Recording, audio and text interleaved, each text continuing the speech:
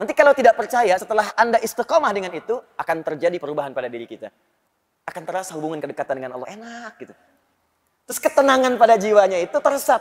Makanya di ujung ayat itu langsung ditutup dengan kalimat wa 'ala rabbihim yatawakkalun. Orang-orang ini akan semakin dekat hubungannya dengan Allah. Tawakalnya tinggi sekali. Kalau sudah tawakal, dunia nggak akan ngaruh. Nggak akan ngaruh. Kemudian persoalan yang besar akan mengecil. Karena sifat kepercayaannya pada Allah itu tinggi. Ada masalah besar. Ini kan Allah sudah tetapkan. Nggak mungkin saya diuji kalau saya nggak sanggup. La yukallifullahu nafsan illa wus'aha. Beres. Masalah kecil nggak akan terasa.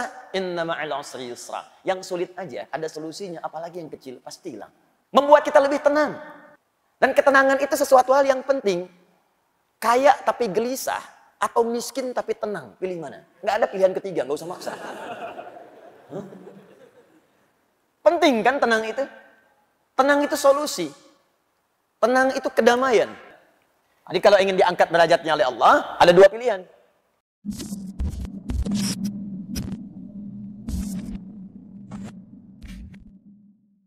Assalamualaikum warahmatullahi wabarakatuh. Sahabat muslim yang dirahmati Allah, setiap manusia tentu ingin hidupnya mulia, dihormati, dan memiliki derajat tinggi di hadapan Allah dan manusia. Tapi tahukah kita siapa sebenarnya orang-orang yang Allah tinggikan derajatnya di dunia dan akhirat? Dalam video kali ini, mari kita dengarkan nasihat luar biasa dari Ustadz Adi Hidayat yang akan membahas kriteria hamba-hamba pilihan yang diangkat derajatnya oleh Allah Subhanahu wa Ta'ala. Sungguh, ini adalah ilmu yang sangat penting agar kita bisa menjadi pribadi yang dicintai oleh Allah dan dimuliakan di kehidupan ini dan di akhirat nanti. Sebelum menyimak lebih lanjut, jangan lupa tuliskan doa terbaik untuk guru kita tercinta, Ustadz Adi Hidayat, di kolom komentar. Semoga beliau selalu sehat, panjang umur, dan terus diberi keberkahan dalam ilmu dan dakwahnya. Selamat menyimak, semoga video ini membawa manfaat dan perubahan nyata dalam hidup kita. Saudara-saudariku hadirin sekalian, alhamdulillah Allah kembali memberikan kesempatan pada kita untuk menunaikan salat subuh berjamaah di Masjid Al-Azhar Jakarta ini. Semoga salat kita diterima oleh Allah Subhanahu wa Ta'ala. Semoga seluruh kemuliaan di waktu fajar, di waktu subuh ini jika dilimpahkan kepada kita sesuai dengan segala janji yang diungkapkan oleh Allah dalam Al-Quran ataupun keutamaan yang disebutkan oleh Rasulullah SAW. Di fajar itu semua bacaan didengarkan, disaksikan. Allah berfirman di Quran surah ke-17 Al-Isra ayat ke-78. Wa Qur'anal fajr inna Qur'anal fajri kana mashhuda. Kalau kita mulai dari awal ayatnya, aqimis salata liduluki syamsi ila ghasaqil laili wa Qur'anal fajr inna Qur'anal fajri kana mashhuda. Tunaikan salat itu dengan benar dari mulai tergelincir matahari siang zuhur ila ghasaqil laili sampai malam isya, zuhur, asar, maghrib, isya. Wa Qur'anal fajr. Tapi spesial untuk waktu subuh, fajar, bukan sekedar salatnya. Wawnya itu ataf ke salat. Wa, ataf diikutkan ke hukum salat. Dan juga salat fajar. Tapi Allah spesialkan dengan bacaan Quran. Wa Quran. Di waktu fajar itu, bukan sekedar salatnya yang penting. Tapi semua bacaannya. Jadi ada Al-Quran, ada Quran.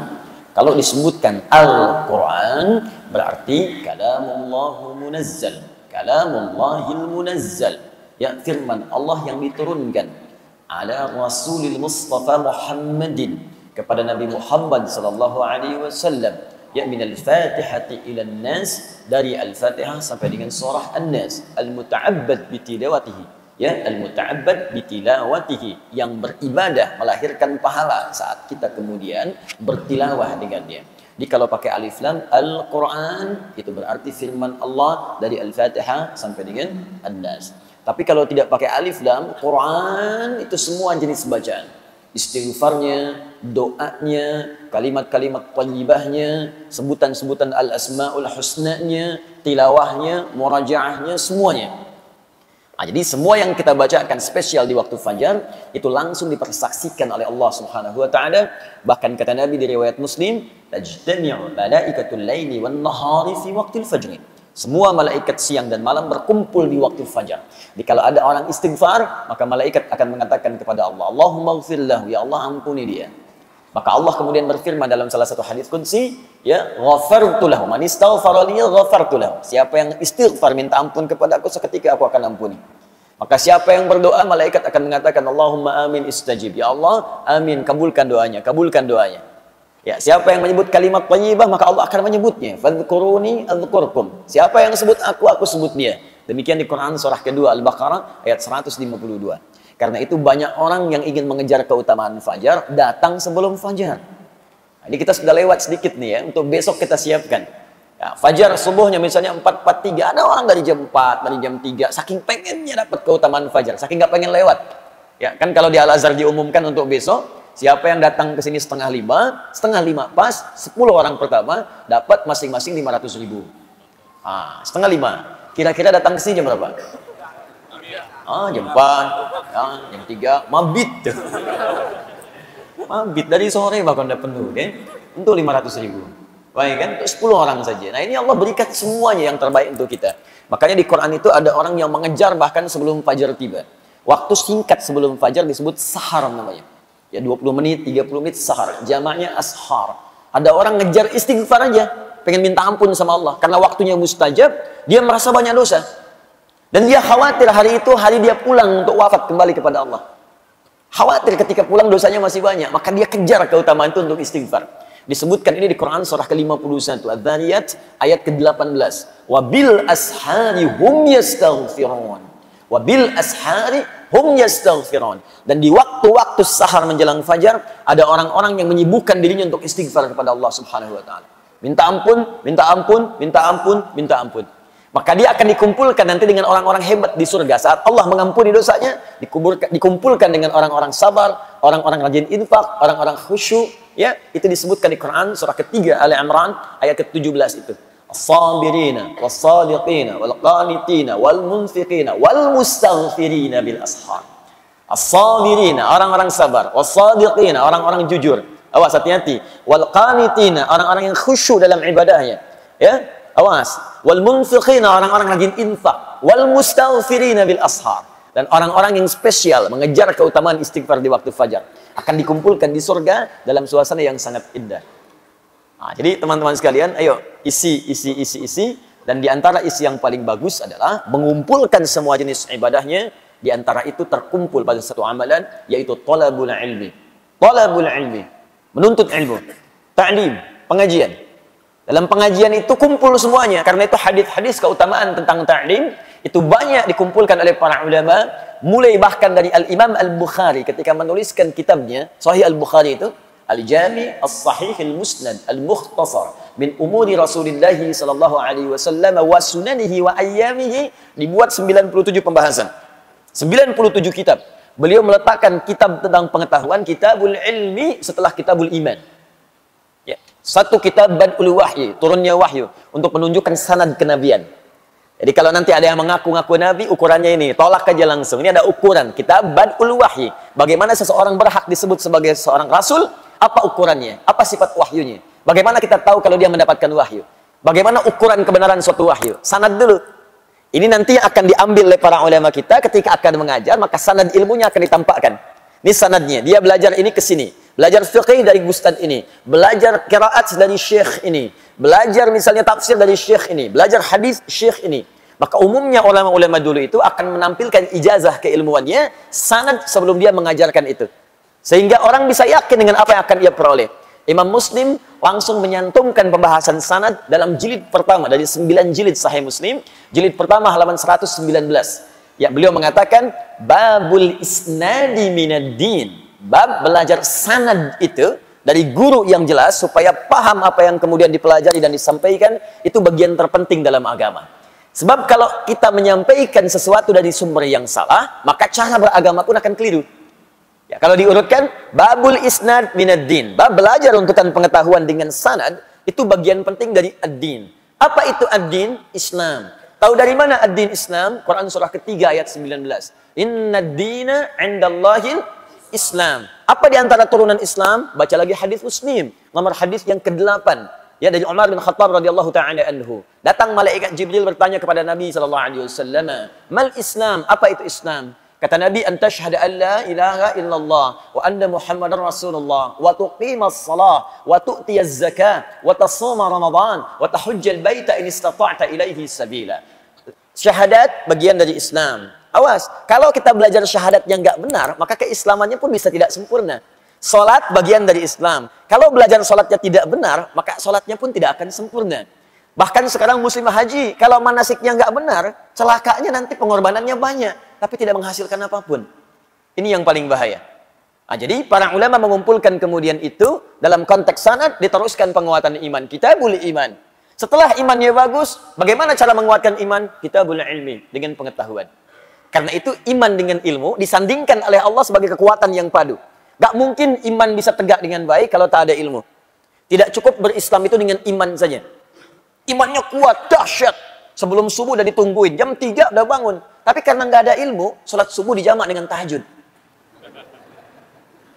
Itu yang repot. Ilmu itu penting, tapi kalau nggak ada iman, ini yang paling bahaya. Bisa menafsirkan apa yang diinginkan. Ayat-ayat Quran bisa dipotong, kemudian diarahkan pada apa yang selera nafsunya kemudian ingin dapatkan. Itu yang paling bahaya. Karena itu ketika Allah menggabungkan ayat tentang majlis ilmu, iman dan ilmu disatukan. Turunlah Quran surah ke-58 ayat 11. Ya ayyuhalladzina amanu idza qila lakum tafassahu fil majalis fafsahu yafsahillahu lakum. Ketika disebutkan majalis, jamak dari majlis. Ya, jika disampaikan padamu, luaskan majlis untuk belajar, luaskan, share. Bisa diartikan share. Ada majlis di mana? Al-Azhar, apa jadwalnya? Share. Al-Ihsan, As-Salam, share. Baitur Rahim, share. Ada yang kedua, kalau sudah masuk, lapangkan tempatnya. Yang belum dapat, berikan kesempatan. Kalau sudah penuh, duduk di tempat dia dapatkan. Tapi lihat ujung ayatnya. Ya rafa'illahu alladhina amanu minkum walladhina utul ilma darajat. Iman, ilmu. Allah akan angkat derajat orang yang punya iman. Jadi kalau ingin diangkat derajatnya oleh Allah, ada dua pilihan. Satu, meningkatkan iman. Bagaimana caranya? Kerjakan amal soleh. Karena itu kalimat iman dengan amal soleh disandingkan dalam Al-Quran. Quran surah ke-103. Wal asr. Innal insana lafi khusr. Illa alladhina amanu wa amilus salihat. Iman, amal saleh. Jadi kalau Anda ingin diangkat derajatnya oleh Allah, maka tiap hari coba kuatkan iman kita dengan mengerjakan amal saleh. Bagaimana caranya Ustaz? Lihat rinciannya di Al-Quran. Setiap menemukan kalimat iman, setelahnya pasti amal saleh. Pasti itu. Kalimat iman pertama Al-Baqarah ayat ketiga. Alladzina yu'minuna bil ghaib wa yuqimunas shalah. Setelah iman ada salat.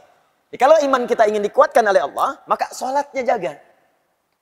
Karena itu kalimat penanda iman itu ketika kita mendengar suara azan saja panggilan salat, belum salatnya. Ya, awas cek ya. Ketika kita mendengar suara azan saja, belum salatnya, itu iman kita akan terpancar di jiwa. Di kata Al-Quran ya, kalau bahasa kitanya, kalau ingin mengecek iman kita masih ada atau tidak, ketika mendengar suara azan dikumandangkan, kalimat Allahu Akbar, kalau dikumandangkan, ada getaran nggak di hati? Kalau masih ada, itu tandanya iman kita masih terbersit dalam jiwa. Masih ada. Tinggal iman itu kemudian diwujudkan dalam bentuk amalan. Itu dalilnya Quran surah ke-8 ayat kedua. Innamal mu'minuna alladzina idza dzukirallahu wajilat qulubuhum wa idza tuliyat 'alaihim ayatuhu zadatuhum imana wa 'ala rabbihim yatawakkalun. Tuh lihat kalimatnya. Innamal mu'minun, orang beriman itu ciri utamanya pakai adatul hasri, innama.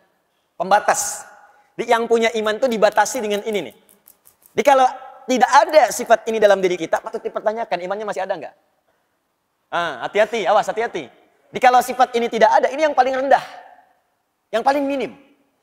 Jadi kalau yang ini pun tidak ditemukan, patut ditanya. Kalau tidak maksiat yang paling dalam sehingga menutup cahaya imannya, atau yang kedua, dia sudah mulai jauh dan sangat jauh dari Allah Subhanahu wa taala. Apa ciri pertamanya? Idza dzukirallahu wajilat qulubuhum. Jika disebutkan nama Allah, ada getaran dalam jiwanya. Dan 5 kali diuji oleh Allah. Supaya dari subuh sampai dengan isya, kita bisa ngecek imannya masih ada nggak? Baru bangun tidur dipanggil untuk menemukan iman kita masih ada nggak? Allahu Akbar, Allahu Akbar. Nyampe ke kita, di hati kita ada getaran. Sudah azan. Cepat siap-siap. Nah, kalau masih ada suara itu, iman itu masih ada. Nah, jaga itu, cepat respon. Cara menjaganya, cepat tunaikan sholatnya. Jangan banyak dikomentari lagi. Pak sudah azan, iya mah, tapi belum qomat. Nah, nanti imannya tidak naik tuh. Kalau kita mau naikkan, cepat respon itu. Kejar. Karena itu tingkat terendah ini kalau sudah tidak ada apalagi meninggalkan itu yang bermasalah. Di hadis Abu Daud nomor hadis 857, itu bahkan disebutkan sifat setan yang paling pertama, itu kalau dengar suara adzan, dia lari terbirit-birit. Idza udzina fa farra syaitanu wa alaihi dhuratun. Kalau adzan dikumandangkan maka setan akan lari. Lari sambil terbirit-birit. Kalau bahasa letterlocknya, lari sambil terkentut-kentut. Ya, dhurat itu kentut. Maksudnya apa? Saking bencinya dengan suara adzan, kalau adzan ada baunya pun dia nggak mau cium. Syaitan lari. Nah, jadi kalau ada yang nggak senang dengan suara adzan, itu patut ditanya. Saya nggak teruskan ya. Nah, nanti kalau diteruskan jadi tersangka saya di sini. Paham ya? Nah, jadi coba cek lagi. Kuatkan amal saleh. Ya, tambah infak. Wa mimma razaqnahum yunfiqun. Al-Qur'an, walladzina yu'minuna bima unzila ilaik. Apa yang diturunkan pada Muhammad sallallahu alaihi wasallam. Al-Qur'an. Nah, jadi kalau Bapak Ibu ingin meningkatkan iman, tiap hari bikin kurikulum amal soleh.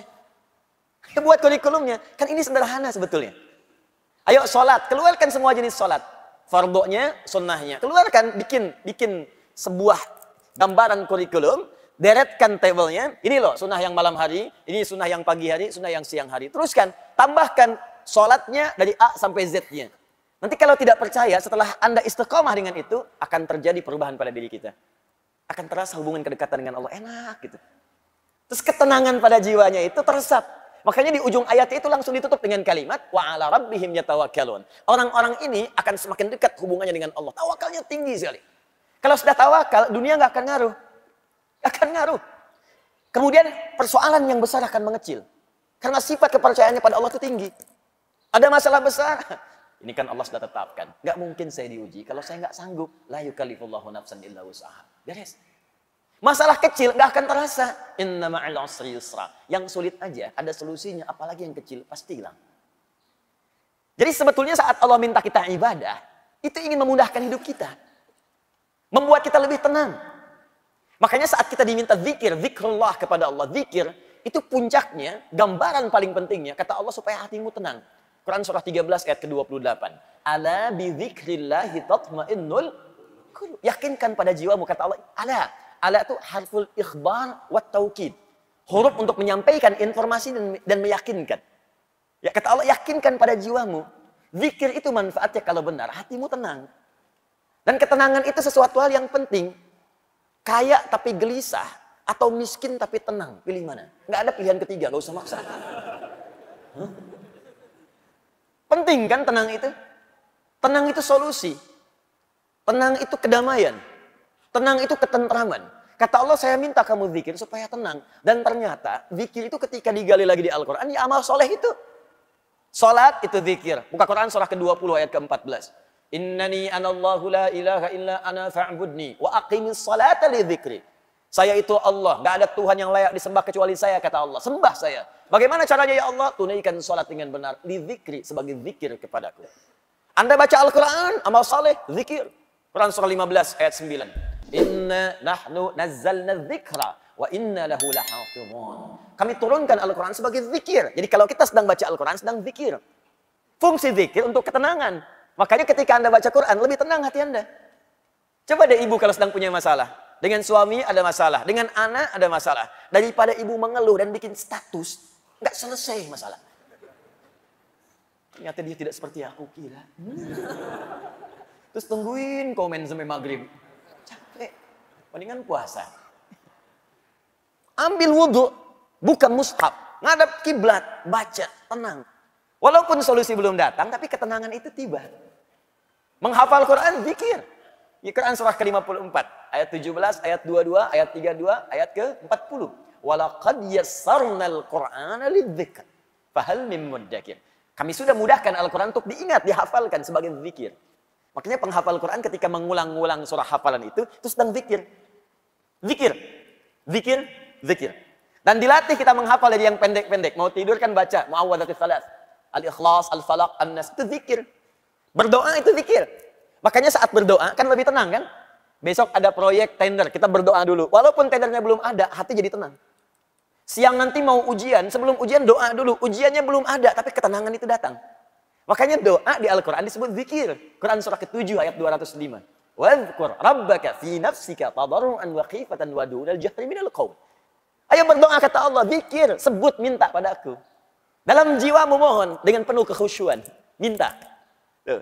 Kalimat thayyibah dilatih pasca salat. Subhanallah, alhamdulillah, Allahu akbar, hadis Muslim. Nomor hadis 571. Zikir. Buka Quran surah keempat ayat 103. Fa idza qadaitumus salata fadhkurullah. Maka jika kamu telah tuntas mengerjakan salat, zikir kepada Allah. Nah, semua zikir ini bentuknya amal soleh. Amal soleh aktualisasi iman. Iman kalau ingin dikuatkan, kerjakan amal soleh. Kalau itu sudah ada, dampaknya ke hati tenang. Jadi saat kita diminta beramal soleh, itu bukan Allah yang ingin memberikan beban ke kita. Kita yang ingin diringankan. Jadi kalau cara pandang kita kepada amal soleh itu begitu, ringan ibadahnya. Allahu Akbar, Allahu Akbar. Alhamdulillah, hari ini sekarang tiba saatnya Allah akan meringankan bebanku. Tapi kalau dilihat sebagai kewajiban yang ada bebannya, capek. Allahu Akbar, Allahu Akbar. Ya Allah, baru aja zuhur, dasar lagi. Baru zuhur, dasar lagi. Emang dia zuhurnya udah terlambat. Jam 3.15, baru zuhur 3.19, dasar. Ya dia yang salah. Ya, padahal kan Allah ingin upgrade iman dia, ingin tenangkan hatinya. Tapi dia sendiri membuat dirinya susah. Coba tanyakan pada manusia. Manusia itu banyak yang aneh sekarang. Banyak yang aneh. Pengen mudah nggak hidup? Pengen. Pengen gampang nggak? Pengen. Pengen rezeki mudah nggak? Pengen. Tapi ketika dikasih jadi nggak pengen. Sholat jadi malas. Kamu zakat ya, saya tambah 10 kali lipat. Nggak dikerjain. Kamu infak ya, saya berikan 700 kali lipat. Nggak diberikan. Giliran dunia yang nggak nyata diikutin. Riba online diikutin. Minjem, pinjol tuh pinjaman online. Begitu dipinjam, benjol. Itu yang repot. Balik lagi. Al-imanu yazidu wa yantaqis. Kitab Sahih Al-Bukhari, Kitabul Iman. Iman itu naik dan turun. Awas yazidu bi ta'ah, akan naik dengan mengerjakan ketaatan amal saleh, wa yantaqis bil ma'siyah. Nah, untuk menentukan amal saleh yang benar kita butuh ilmu. Karena itu orang yang menuntut pengetahuan Allah akan angkat pula derajatnya. Walladzina utul ilma darajat. Tapi tidak semua yang orang belajar itu bisa mengangkat imannya. Ada sebagian orang belajar justru meruntuhkan imannya. Ada orang-orang belajar ketika belajar dengan pelajaran yang salah, kemudian dia melakukan tindakan-tindakan yang justru mencederai imannya. Itu kejadian tuh.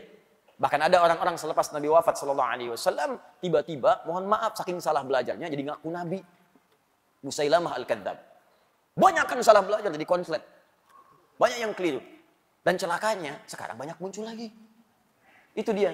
Kalau Anda baca misalnya dalam hadis-hadis Nabi sallallahu alaihi wasallam di Al-Bukhari nomor hadis 4406.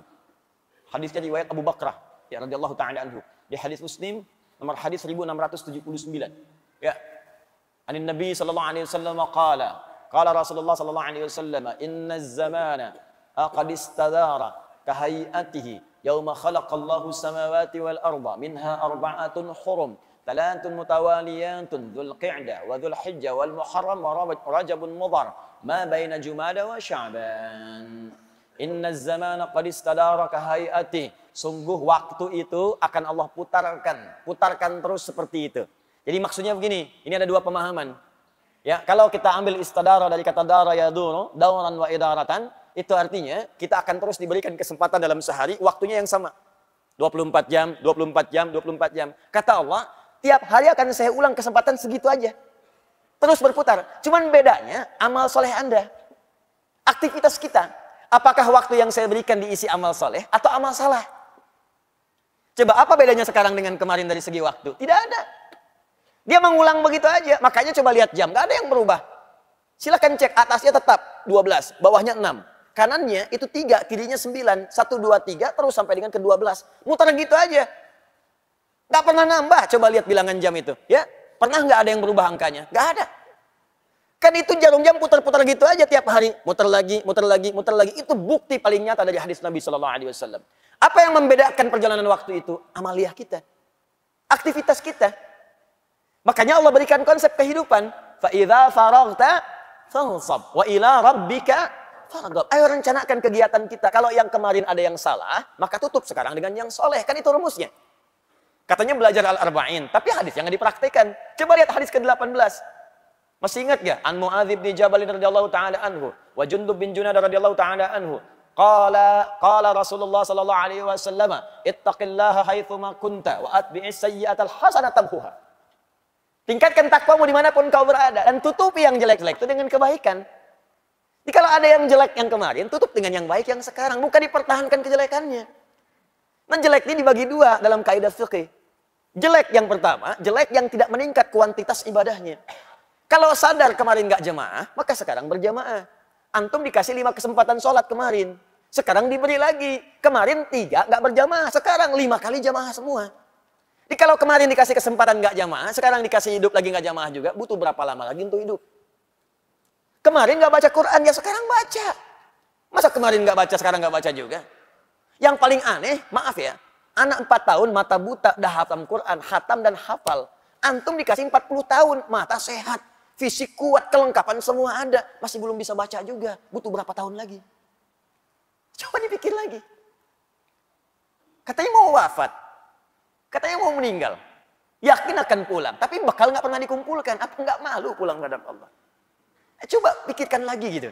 Mau cari dunia sebanyak apa? Saya kasih tahu ya. Kalau bukan dunia yang tinggalkan antum duluan. Antum yang meninggalkan dunia duluan. Pulang antum. Nggak usah jauh-jauh lah. Kemarin Allah kasih sedikit aja gempa 7,4 skala Richter itu. Dan kita berdoa semoga Allah ringankan beban saudara-saudari kita. Insya Allah. Ya, insya Allah dimudahkan. Insya Allah kita sinergikan untuk bantu saudara-saudari kita. Cuma ada fenomena yang sangat menarik. Begitu gempanya terjadi, semua orang keluar dari rumah, dari gedungnya. Baru 7,4, Anda sudah lupa dengan semua yang Anda kumpulkan. Anda kerjakan siang malam tuh. Berangkat kadang gelap sebelum subuh. Pulang-pulang tengah malam. Uang dikumpulkan, bangun rumah tinggi-tinggi. Begitu dikasih gempa, ditinggalin. Coba lihat. Keluar dia takut, padahal itu yang dia bangun. Dan dia kumpulkan setiap rupiahnya. Yang paling dahsyat, begitu diterima kerja, loncat-loncat traktir teman, selfie depan kantor, ceklik. Tempat kerja, lantai 40, gempa, rusuh ditinggalin keluar. Dan nggak sempat selfie lagi. Nggak sempat selfie lagi, udah lupa dengan handphone, lupa dengan kawan, masing-masing menyelamatkan diri. Itu baru 7,4 skala Richter. Bagaimana dengan yang 74 skala Richter? Lupa semua. Wa fasilati wa akhi, wa man fil ardi jami'an, thumma yunji. Kalau bisa ya Allah, saya lupa semuanya. Kalau bisa tukar ya Allah dengan semuanya. Kalau perlu semua manusia di muka bumi tukar untuk selamatkan saya. Udah gak peduli dengan Anda. Maka siap-siap. Akan ada waktunya tiba kita untuk pulang. Ayo belajar. Kita kumpul di sini untuk belajar. Kenapa banyak orang juga yang belajar kemudian jadi salah? Karena dia tidak memulai pelajaran dengan benar. Untuk itulah dituliskan oleh para ulama, kitab-kitab yang mengantarkan kita belajar dengan benar dari sejak masa lalu sampai kekinian. Imam Al-Bukhari menulis kitab Adabul Mufrad. Imam An-Nawawi menulis At-Tibyan fi Adab Hawatil Quran. Syekh Muhammad Hashim bin Ash'ari menulis kitab Adabul Alim wal Muta'addim. Dan kita telah sampai sekarang di halaman yang ke-13-nya insyaallah. Baru kita mulai materi kita. Tadi mukaddimah. Baik, bismillahirrahmanirrahim. Supaya kita semangat, kita kembalikan kepada awal bahasan kita. Fi fadlil alim wal ulama wa fadli ta'limihi wa ta'allumihi. Ini biasa, ini bab pertama. Tentang keutamaan, keistimewaan menuntut ilmu, keutamaan para ulama, keutamaan ilmu, keutamaan para ulama, keutamaan belajar ilmu, dan keutamaan mengajarkannya. Ini bab kita sudah sampai nanti di halaman ke-13-nya. Jadi gini, saya ingin tekankan sekali lagi, para ulama kita senantiasa mengambil manhaj dari Al-Quran. Sebelum mengerjakan sesuatu, dikeluarkan dulu keutamaannya. Ini kelihatan sederhana tapi penting. Keutamaan ini, kalau bisa kita keluarkan dulu, kalau mampu dituliskan. Supaya memotivasi kita kalau mengerjakan ini yang kita raih. Itu minimal kalau sedang malas-malas, ketika melihat itu lagi, itu muncul lagi motivasi yang kuat. Makanya seringkali di ayat Al-Quran itu, amalan bersanding dengan keutamaan. Misal infak tuh, ya. Ketika menyebutkan infaknya, keutamaannya dulu disebutkan. Quran surah kedua, ayat 261. Matalul ladzina yunfiquna amwalahum fi sabilillah. Kamathali habbatin ambatat sab'a sanabil fi kulli sumbulatin mi'atu habbah. Wallahu yudha'ifu liman yasha' wallahu wasi'un 'alim. Perumpamaan orang yang infak di jalan Allah Subhanahu wa taala. Perhatikan baik-baik, seperti orang yang menanam satu benih. Dari benih itu satu nih, dihitungnya satu dulu. Jadi kalaupun ada 1 rupiah Anda berikan, itu hitungannya bukan 1. Ambatat sab'a sanabil. Dari 1 ini tumbuh 7. Fi kulli sumbulatin mi'atu habbah. Setiap 7-nya ada 100 benih baru. 1 kali 7 kali 100, 700 nilainya. 700 nilainya.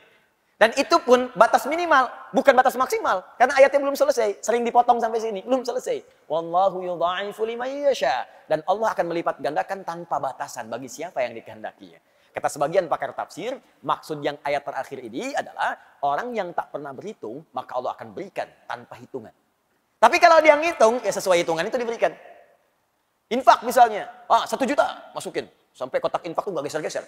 Tuh, 2, 3 juta. Tapi dihitung sama dia, alhamdulillah kali 700, punya catatan sendiri. 7 juta. Walaupun gak dia upload, punya catatan, Allah kasih. Begitu dioper satu lagi, Masya Allah, ingin seperti yang 1 juta itu. Tapi nggak ada. Cuman dia nggak pernah berhitung. Tapi keikhlasannya sangat dalam. Yang dia punya cuma 500 rupiah. Itu pun logam. Dia masukkan dengan hati-hati. Supaya bunyinya pun nggak kedengaran orang lain. Sampai masuk tuh lembut sekali. Kayak landingnya itu soft gitu. Bagus. Dan dia nggak pernah berhitung. Nggak pengen orang tahu. Itu lipat gandanya. Yudha'ifu liman yasha. Dilipat gandakan oleh Allah tanpa batasan. Bisa jadi dia masukkan 500. Lipat gandanya bisa 1 juta, 1 miliar. 1 triliun dan sebagainya. Allah Ta'ala adam. Nah kenapa dimasukkan itu? Banyak nanti keutamaan istighfar. Rajin istighfar bisa dapat surga seluas langit dan bumi. Quran surah ketiga 133. Wasari'u ila maghfiratin min rabbikum wa jannatin arduhas samawati wal ardh u'iddat lil muttaqin. Disusul lagi dengan amalan lain. Ayo bergegas kamu istighfar dan berharap dengan amalan-amalan itu bisa mendapatkan surga seluas langit dan bumi. Disediakan bagi orang takwa. Apa ciri amalan orang ahli istighfar? Kalau rajin istighfar kata Allah, maka akan muncul amalan-amalan lain. Ayat 134-nya. Alladzina yunfiquna fis sarai wad dharra, rajin infak. Wal kadhimina al ghaidha, orang rajin istighfar itu sanggup menahan amarah.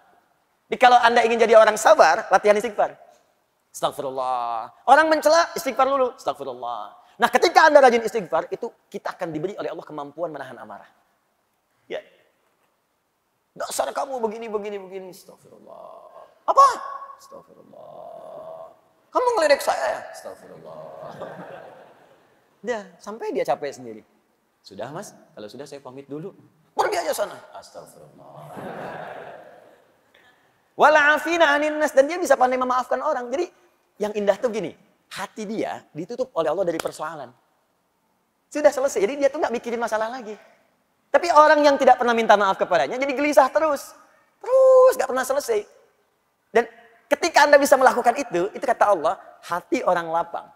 Yang sering ingat dengan Allah, dia lapang menerima persoalan, maka tempat pulangnya akan dilapangkan oleh Allah. Lebih daripada seluas lapangan. Seluas langit dan bumi. Anda punya rumah sekomplek Jaka Permai, kerasa luas. Nanti saat ke surga, seluas langit dan bumi. Silahkan maraton. Boleh. Koprol. Saya pengen tahu di mana ujungnya. Enak gitu. Nah pertanyaannya kenapa sering disandingkan tuh antara amalan dengan keutamaan? Supaya kita itu punya motivasi. Pengen dapat ini, tahajud ada 4 kemuliaan. Jadi kalau kita tuliskan, karir akan diangkat, pekerjaan akan dibimbing, masalah diberi solusi. Kalau diganggu langsung Allah tolong. Quran surah ke-17 ayat ke-79 sampai 81. Nah, Anda tuliskan itu, keluarkan. Manfaat tahajud, berikan 4. Tempelkan langsung di dinding tempat tidur Anda. Sebelah kanan. Jadi begitu miring ke kanan, Anda lihat itu. Nggak ingat tahajud pun ketika melihat itu pengen bangun malam harinya.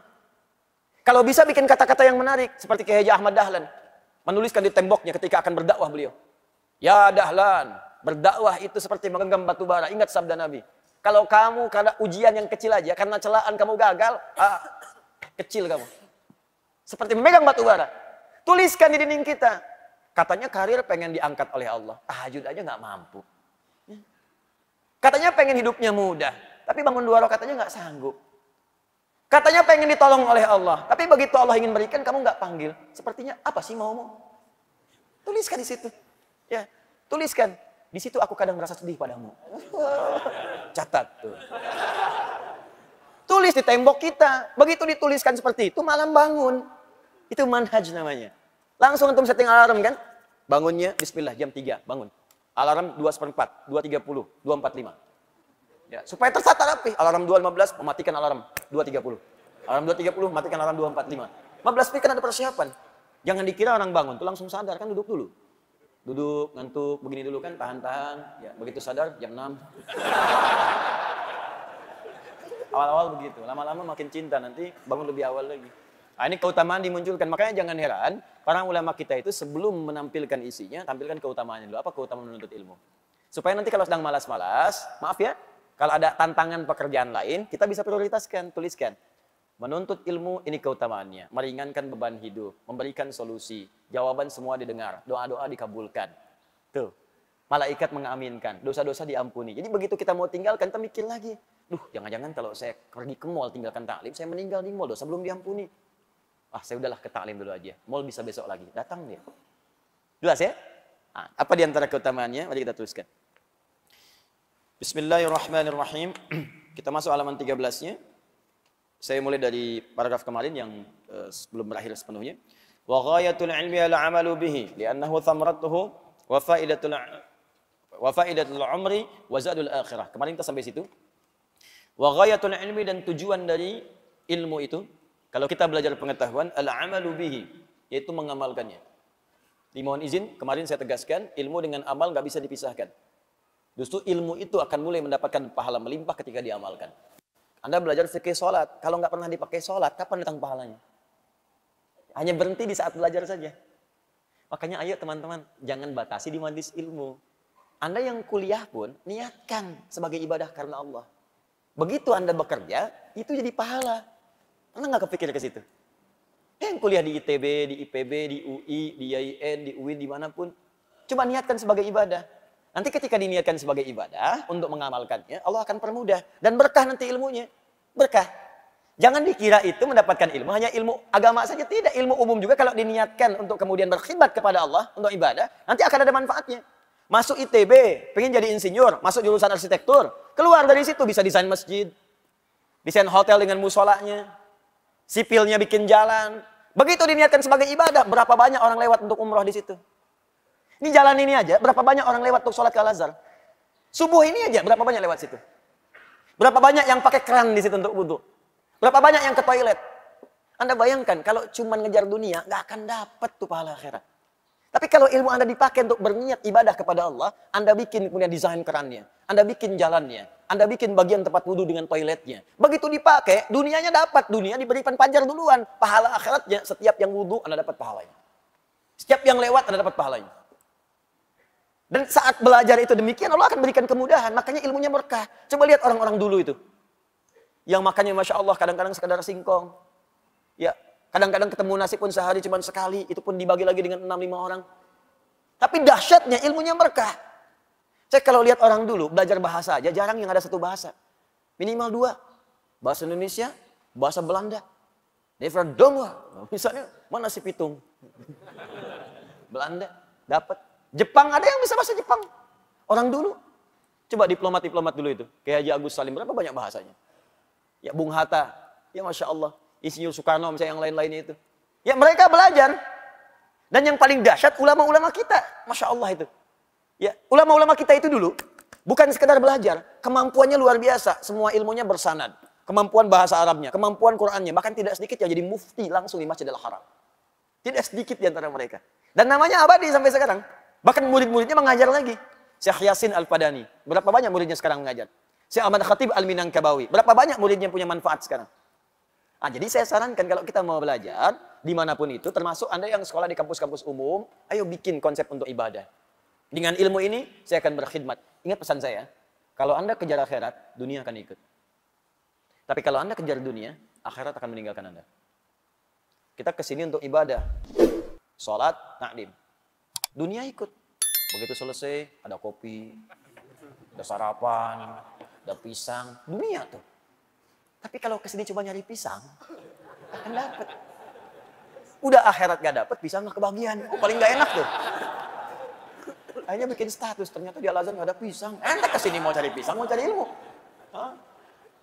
Jadi kalau kita nyari akhirat tuh ikut dunia semua. Saya sering katakan begini, rezeki itu udah diatur. Surga kita yang belum jelas. Dunia tuh gak usah capek lah.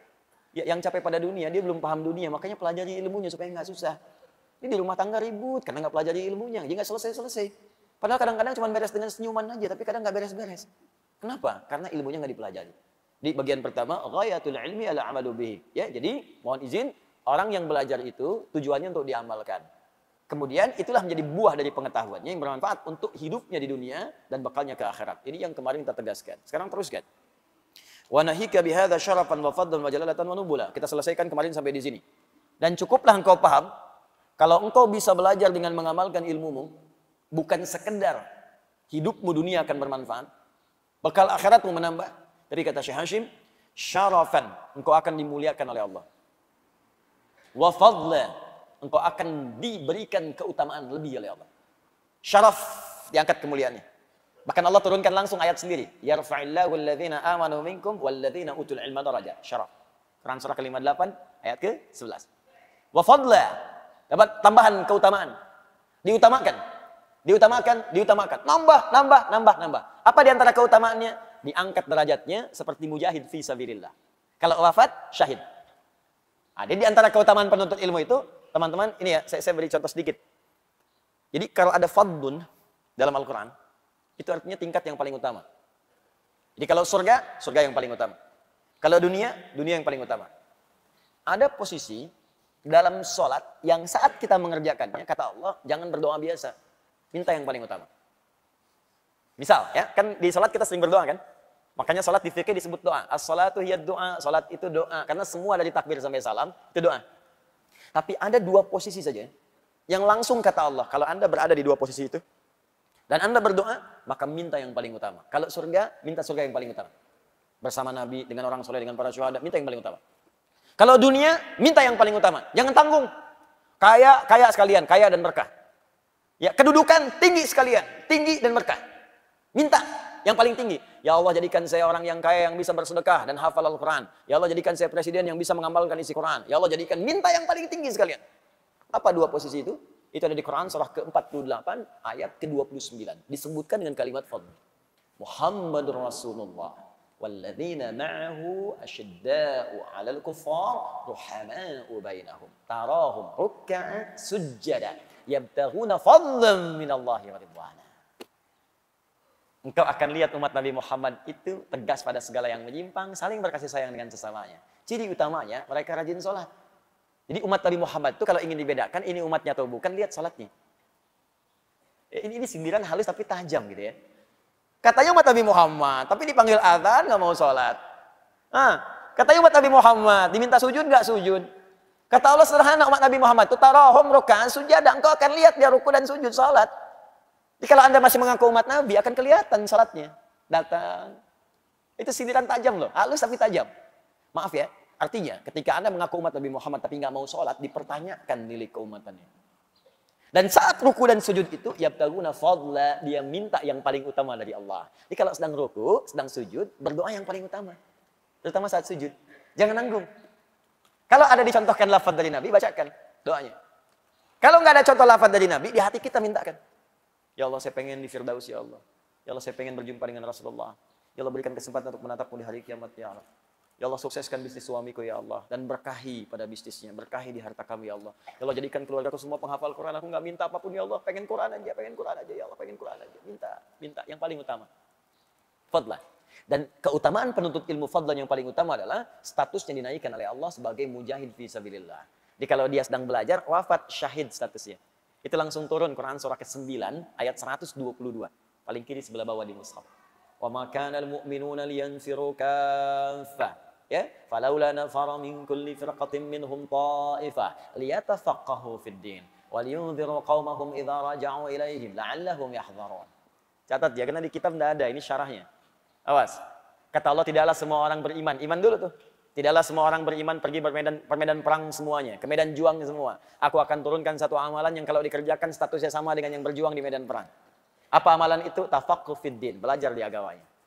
Makanya saya nggak bosan ingatkan, coba catat jadwal taklim di setiap masjid. Catat yang tafaqquh yang baik-baik.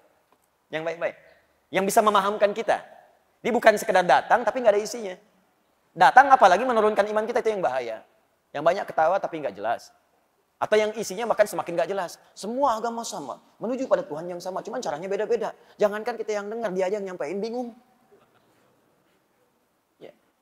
Itu kan bahasa Nabi. Anda akan mendengar nanti sayati. Awas, zamanun. Akan datang satu masa nanti, di hadis Muslim, saya hadisnya.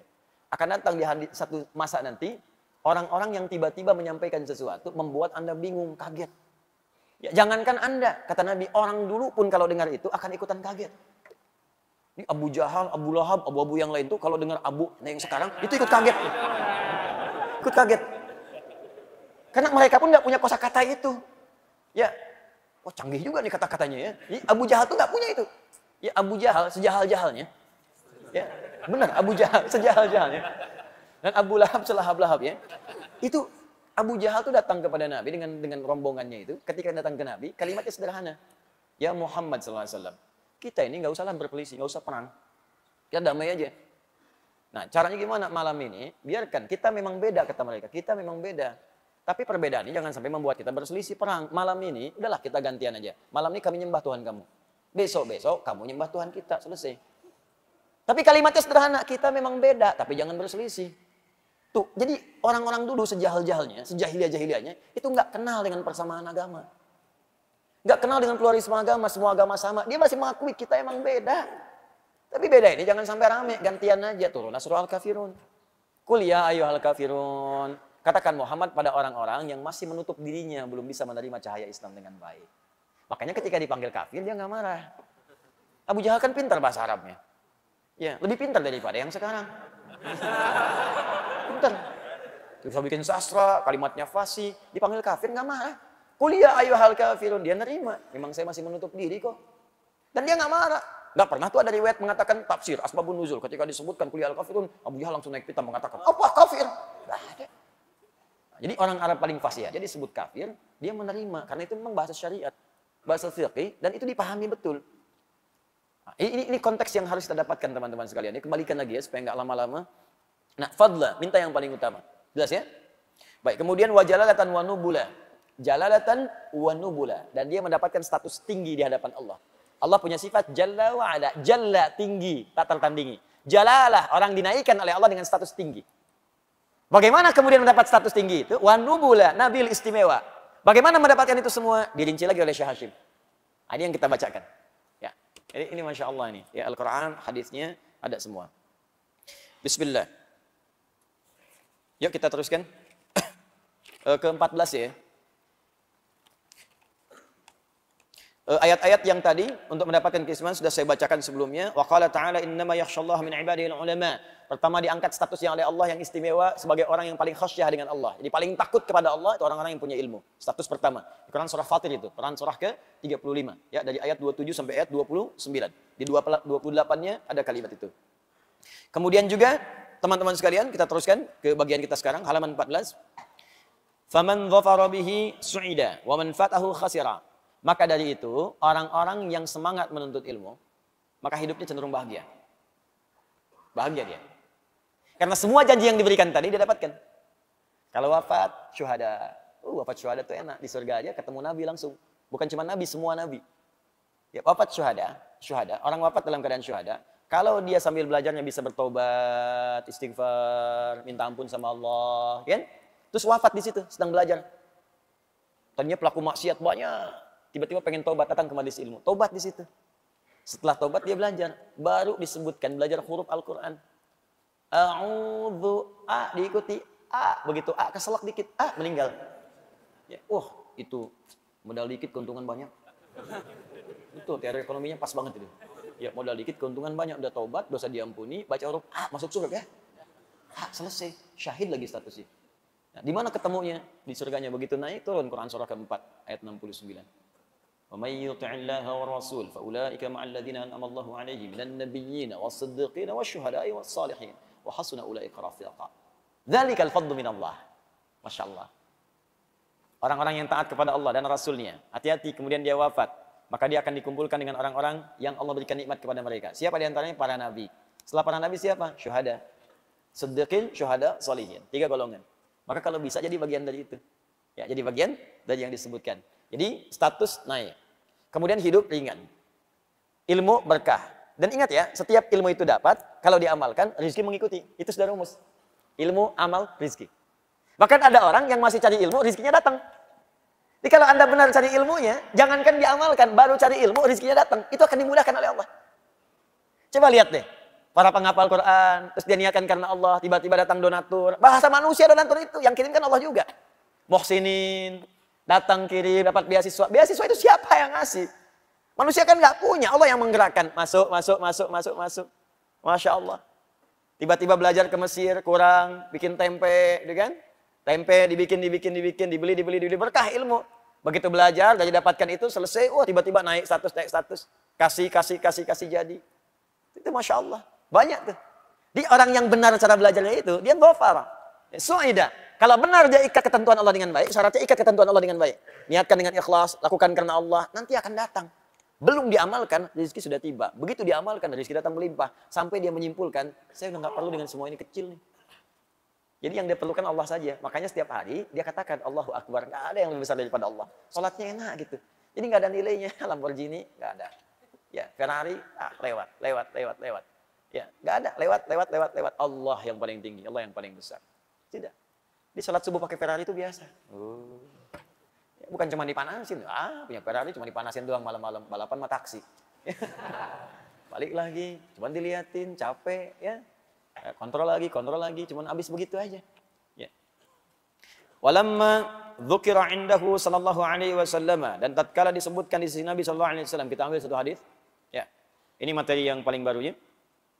Walamma dzukira indahu sallallahu alaihi wasallam, tatkala disebutkan di sisi Nabi sallallahu alaihi wasallam rajulani, dua orang laki-laki. Jadi Nabi sedang duduk bersama para sahabat.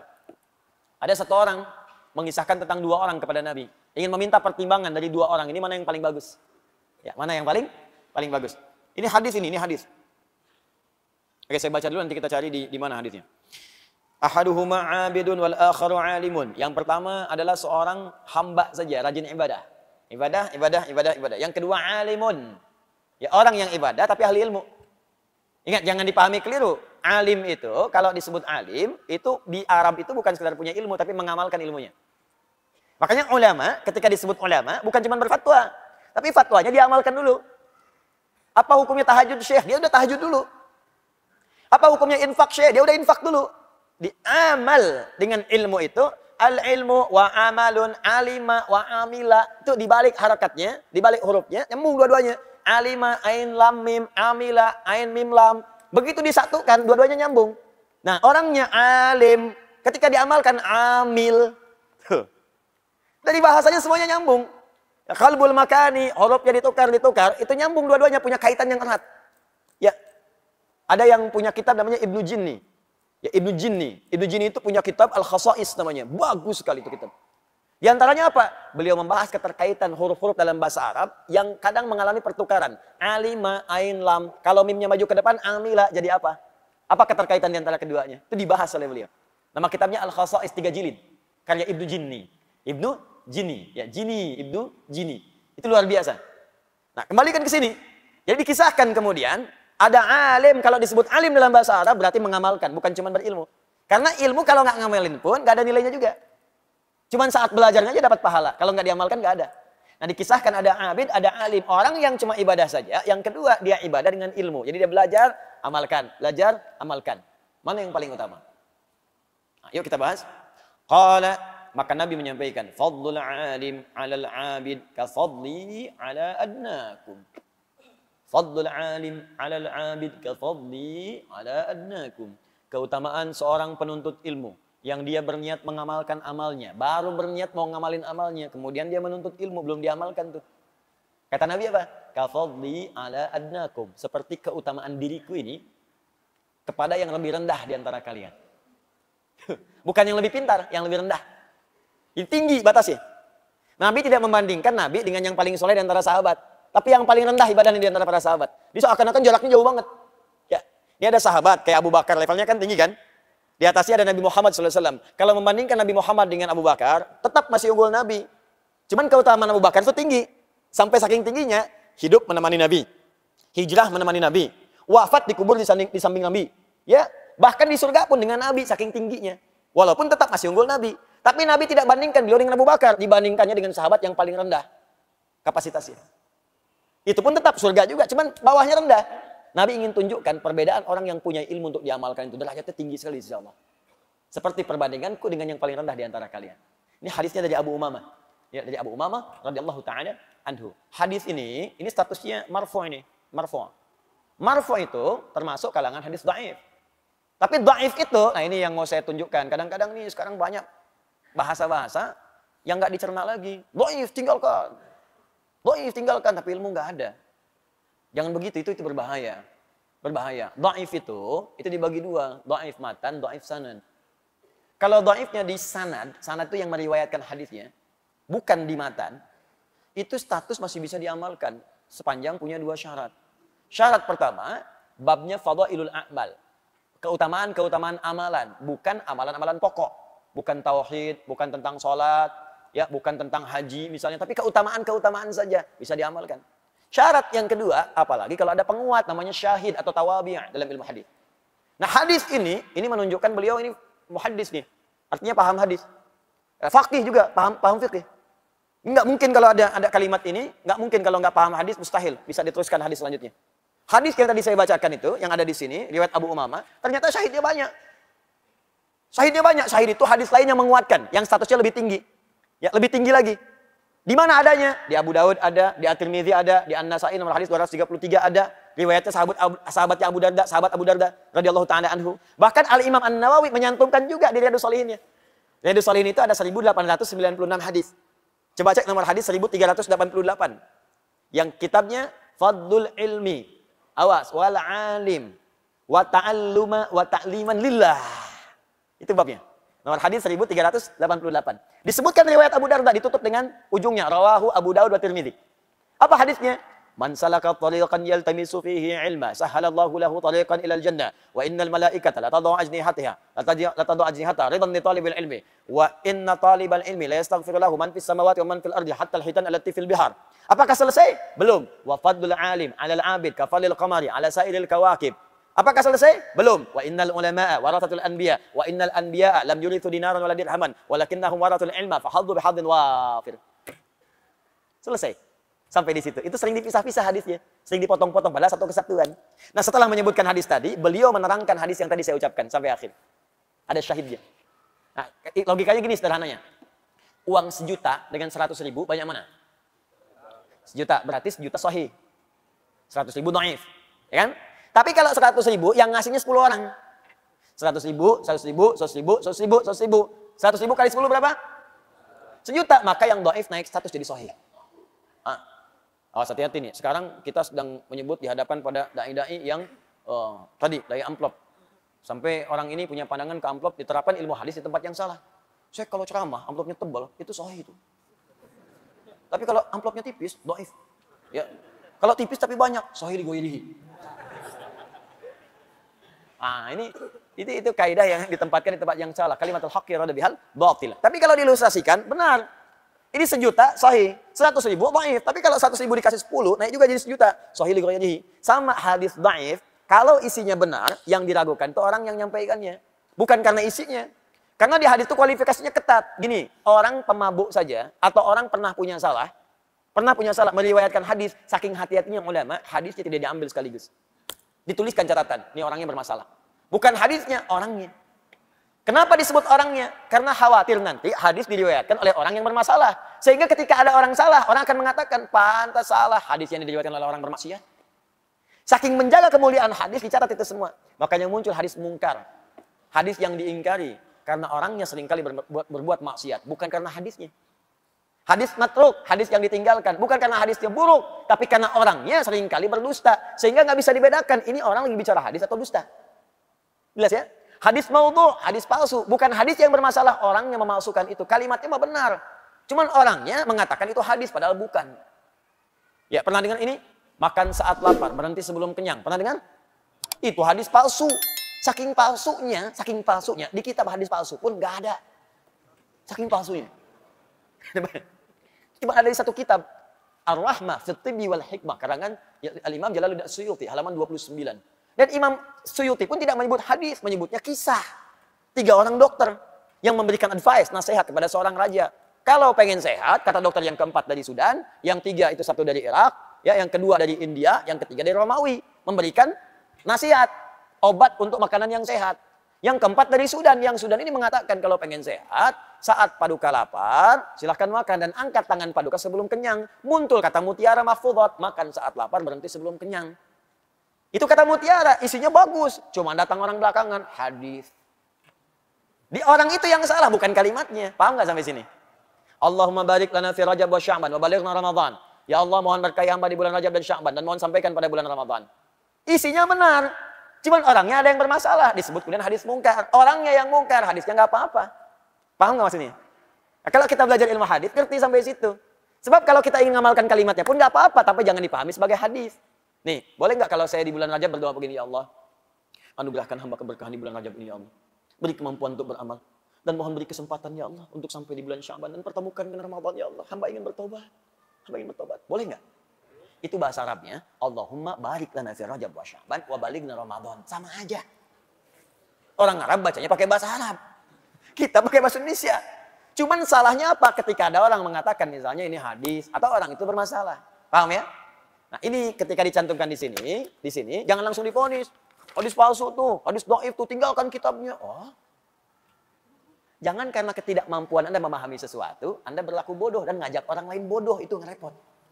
Kalau mau bodoh, bodoh aja sendirian, yang ngajak orang. Terus belajar gitu. Paham ya? Ini sudah nggak ngerti bikin status. Saya terima dari ibu saya tuh satu video. Hati-hati katanya. Nah, ini ada ini, benar nggak? Begitu dikirimkan, orang langsung bilang, hati-hati, ada Quran palsu menyebar di Indonesia. Tuh lihat, dipertontonkan oleh dia. Tuh lihat, bahkan ini huruf H-nya nggak ada titiknya. Ih, huruf Qaf, lihat huruf Qaf, titiknya malah di bawah cuma satu. Itu bukan palsu, itu Quran riwayat Warsh. Warsh. Dan dia mendapatkan anugerah karena nggak mudah menemukan Quran riwayat itu di Indonesia. Adanya di Afrika tuh, bagian barat. Dia di Mesir, karena Warsh berasal dari Mesir. Muridnya Imam Nafi'. Itu nggak semua orang punya. Imam Al-Azhar di sini belum tentu punya. Belum tentu punya, di Istiqlal belum tentu ada. Anda dapat itu, dibilang Quran palsu. Itu ilmu gitu, itu yang paling penting. Jadi kalau belum bisa memahami sesuatu, jangan banyak berfatwa. Itu bahaya. Kata Imam Malik, hafal 100.000 hadis, tapi nggak paham isinya, jangan berfatwa. Kalau bukan Andanya yang sesat, orang lain nanti yang terlantar. Paham ya? Nah, jadi ini maksudnya, kalau saya bacakan nanti, kalau ada yang berkomentar, tuh hadisnya dhaif tuh. Memang hadisnya dhaif, tapi dia bisa diamalkan. Dhaifnya bukan dhaif yang parah bertentangan dengan kaidah-kaidah hukum Al-Quran dan Sunnah. Dan dia dikuatkan dengan hadis lain, karena itu statusnya naik, kemudian jadi hadis yang sahih li ghairihi. Kenapa dicantumkan di sini? Katanya dhaif. Karena yang nulis itu ahli hadis, ente yang komentar nggak paham hadis.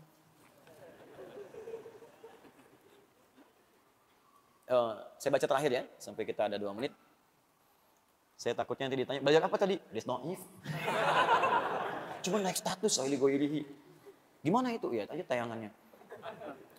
Wa qala sallallahu alaihi wasallam, dan sallallahu alaihi wasallam pernah bersabda, man salaka tariqan yatlubu fihi ilman salakallahu bihi tariqan min turuqil jannah. Nah, ini yang tadi saya sebutkan, satu rangkaian. Ini penguat ya syahidnya.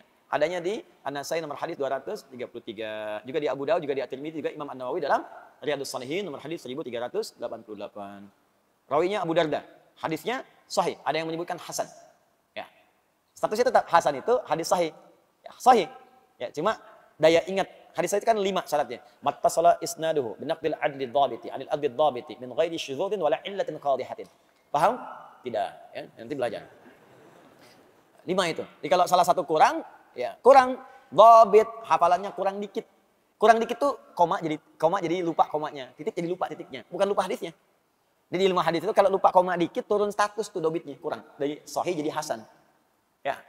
Sahih jadi hasan. Jadi kalau saya bacakan kalimat misalnya, nih al-Jami' as-Sahihul Musnad al-Mukhtasar min umuri Rasulillah sallallahu alaihi wasallam wa sunanihi wa ayyamihi. Ulangi. Nah, itu maudhu tuh kalau nggak bisa ngulang. Nah, itu statusnya turun. Tapi kalau bisa diulang lengkap sempurna kalimat titik komanya itu sahih. Tapi kalau macet sedikit, koma sedikit, hasan. Ketat sekali ilmu hadis itu. Enggak semua orang bisa kemudian disebut sebagai hadis. Terakhir.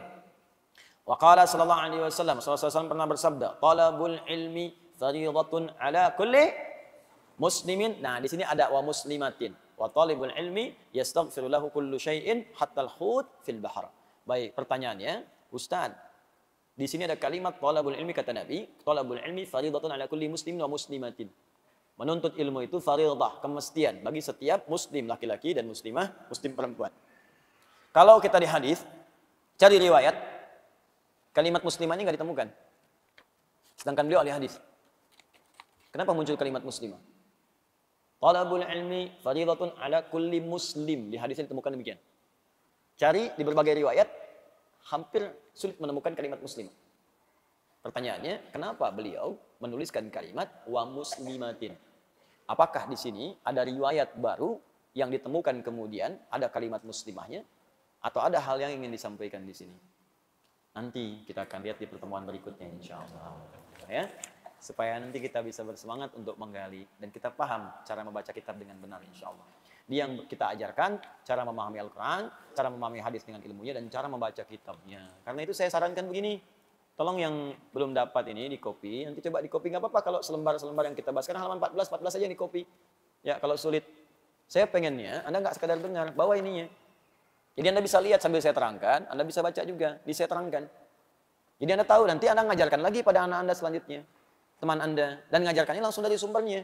Ya dilihat, dipahami, terus belajar bahasa Arab dari sini, terus lihat ayatnya, kasih catatan, ilmunya lengkap nanti.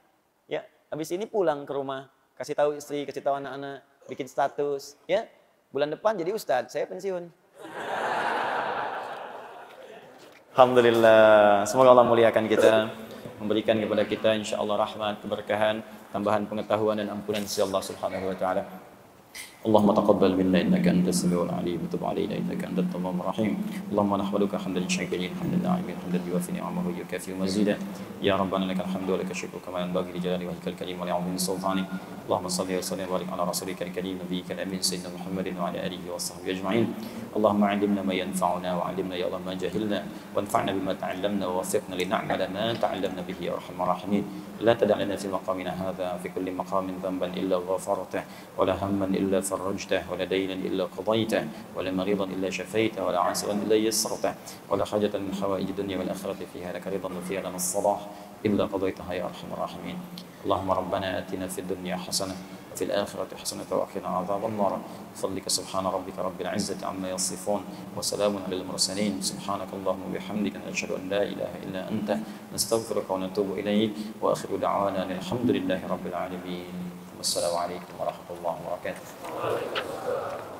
Masya Allah, begitu indah dan dalam pesan yang baru saja kita dengarkan dari Ustadz Adi Hidayat. Kini kita tahu derajat manusia diangkat bukan karena harta, jabatan, atau ketenaran, tetapi karena ilmu, ketakwaan, kesabaran, dan amal saleh. Mari kita jadikan ilmu ini sebagai motivasi untuk terus memperbaiki diri dan mengejar derajat yang tinggi di sisi Allah, bukan hanya di mata manusia. Jangan lupa, sebelum meninggalkan video ini, tulis doa terbaik untuk Ustadz Adi Hidayat di kolom komentar sebagai bentuk cinta dan dukungan kepada guru kita. Like video ini, share ke orang-orang terdekat agar mereka pun mendapat ilmu dan manfaat, dan jangan lupa subscribe agar tidak ketinggalan kajian-kajian penuh hikmah berikutnya. Wassalamualaikum warahmatullahi wabarakatuh.